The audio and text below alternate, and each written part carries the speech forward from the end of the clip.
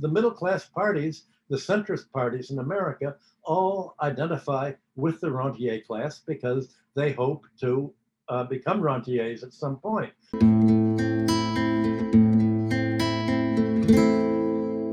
That fight to free from society from the rentier class failed. You could say that today's financial dynamic is, in one sense, that of neo-feudalism. The way to prevent these oligarchic takeovers is to have a mixed economy, public and private, and that requires a public understanding of the distinction between earned and unearned income, between economic rent, which is unearned income, and wages and profits that are actually earned. In the United States, if a bank charges a late fee to debtors who are behind, that late fee is counted as an increase in gross domestic product. If landlords charge more for economic rent, that's created an increase in GDP. 8% of America's GDP is what homeowners say they would have to pay to themselves if they rented from themselves, even though payment takes place. So more and more, the definition of GDP and economic growth and output under America and the Western financialized economies is defined as what goes to the financial and real estate sector, what goes to the rentier class. It's become decoupled from what's actually produced. That's why if China produces free, low-cost education, low-cost transportation, low-cost healthcare, it's considered to have a lower GDP than America that charges $40,000 a year for education at New York University, that takes 18% of GDP for healthcare and health insurance, and 43% of income for land rent. So economies that are free of this appear to have a much slower growth and slower GDP, but actually they're the ones that are growing. They're the ones that are becoming more uncompetitive. And they're growing because they're not plagued by a kind of Western type political democracy, which really merges the middle class parties with the working class wage earning parties. The middle class parties, the centrist parties in America, all identify with the rentier class because they hope to become rentiers at some point. The middle class would love to make its own money on real estate. It loves to get rich on the rising prices of its homes. It hopes that its stock market investments and its pension funds are going to get rich in the financial sector. And so the pension funds of the labor unions in America back the financial sector because they put the pension funds in the financial sector that can make money most rapidly.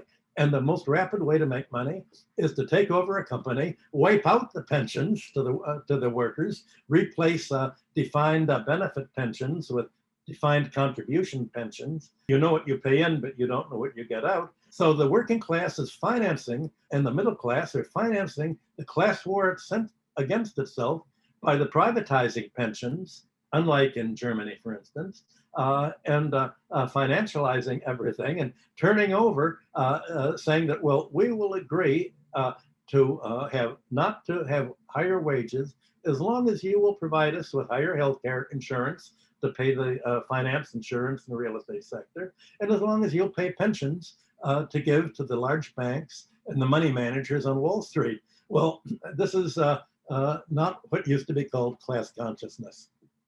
So the problem of looking at economic statistics to see where societies are going is that they don't reflect the distinction between earned and unearned income. And in fact, they deny that any kind of income or wealth is unearned. Absentee landlords and creditors depict their income as a necessary part of the economy for being landlords. And creditors say, well, we deserve interest because we take the risk of deciding who can borrow and who can't borrow. And of course, they insist that there isn't any risk, that the government guarantees all of their loans so that they don't have any risk, as in the junk mortgage collapse under Obama in 2008 and 9. So the problem is that the economy actually is getting more and more risky as a result of financialization. Banks don't save economies from risk, they impose the risk on the economy. And the reason is quite simple. It's mathematical. It's the mathematics of compound interest. The problem is that the debt burden grows exponentially. In other words, any rate of interest is a doubling time. The interest accumulates faster than the economy can pay. And that means that more and more income is diverted away from the real economy, away from wages and industrial profits to pay financial charges, late fees, interest, and rents to the real estate sector and the monopoly, various monopolies. And that the economy slows as a result of this rent burden and ultimately collapses when the debts can't be paid. And in the collapse, then the creditors get to pick up property at distressed prices.